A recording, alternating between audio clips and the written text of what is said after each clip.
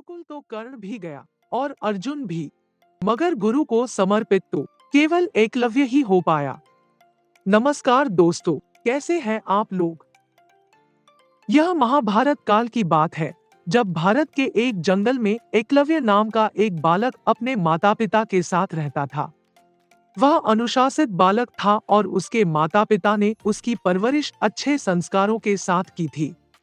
एकलव्य की धनुर्विद्या में बहुत रुचि थी, लेकिन जंगल में इसके लिए साधन उपलब्ध नहीं थे। इसलिए वह गुरु द्रोणाचार्य से धनुर्विद्या सीखना चाहता था। गुरु द्रोणाचार्य उन दिनों राजकुमारों अर्थात पांडव और कौरवों को धनुर्विद्या सिखा रहे थे और उन्होंने भीष्म पितामह को वचन दिया था कि वह राजकुमारों के अलावा किसी को भी धनुर्विद्या का ज्ञान नहीं देंगे। जब एकलव्य अपना निवेदन लेकर गुरु द्रोणाचार्य के पास आया, तो उन्होंने उसे अपनी विवशता बताकर वापस भेज दिया। इस पर एकलव्य बहुत दुखी हुआ, लेकिन उसने यह प्रण लिया कि वह द्रोणाचार्य को ही अपना गुरु बनाएगा। शारीरिक रूप से गुरु की अनुपस्थिति के चलते उसने उनकी मिट्टी की मूर्ति बनाई और उसके सामने तीर कमान चलाने का अभ्यास करने लगा। देखते ही देखते वह एक उम्दा धनुर्धारी बन गया।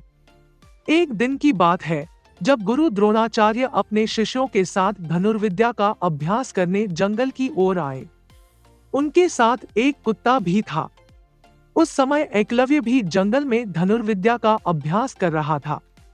ऐसे में जब कुत्ते को जंगल के एक ओर से आवाज आई, तो वह उस ओर जाकर भौंकने लगा, जिससे एकलव्य की एकाग्रता भंग होने लगी। इस वजह से कुत्ते को चुप करवाने के लिए एकलव्य ने उसके मुंह में कुछ इस प्रकार बाण चलाए कि उसका भौंकना भी बंद हो गया और उसे कोई चोट भी नहीं आई। कुत्ता वापस द्रोणाचार्य के पास भाग गया। जब उन्होंने कुत्ते को देखा को उन्हें अपनी आंखों पर विश्वास नहीं हुआ और उन्होंने सोचा कि इतना अच्छा धनुर्धारी कौन है जिसे धनुष बाण की ऐसी विद्या आती है। जब उन्होंने जाकर देखा, तो उनके सामने हाथ में धनुष लिए एकलव्य खड़ा था। अपने गुरु को देखकर एकलव्य ने उन्हें प्रणाम किया।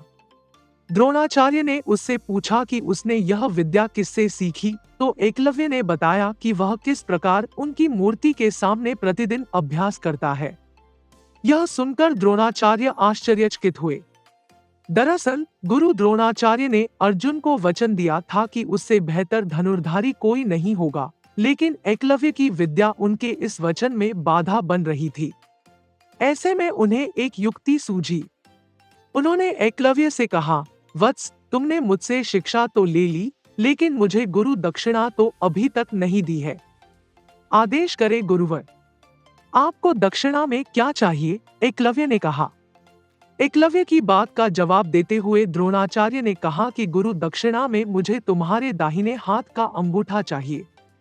यह सुनकर एकलव्य ने तुरंत अपनी कृपाण निकाली और अपना अंगूठा काटकर गुरु द्रोणाचार्य के चरणों में रख दिया। इस घटना की वजह से एकलव्य का नाम एक आदर्श शिष्य के रूप में आज भी याद किया जाता है।